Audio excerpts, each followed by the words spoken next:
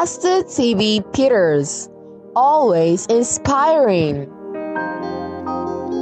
Spiritual maturity simply means coming to the place in your walk with God where you've put away childish things. When all of us got born again, we were born as spiritual infants. In 1 Peter 2 verse 2, it said, as newborn babes, desire the sincere milk of the word, that you may grow. Once salvation kicks in, the next important process is growth. If nobody gets to teach you that you ought to grow, you will not grow. Growth is not automatic. Growth is intentional. You have to decide to grow. Everything God tells you is for your benefit. If growth doesn't mean anything, He won't ask you to grow. As adults, there are certain things you couldn't do when you were a child. Some of you drive now, right? Would you drive as a 6-year-old? No. It's not because of the law. Your height and your mental, everything is not qualified to drive. So you have to grow to a certain height for you to be able to drive. In the same way, there are certain things you cannot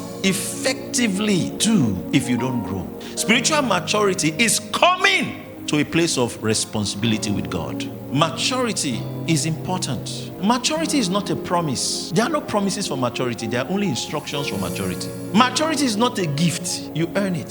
Someone cannot impart to you maturity.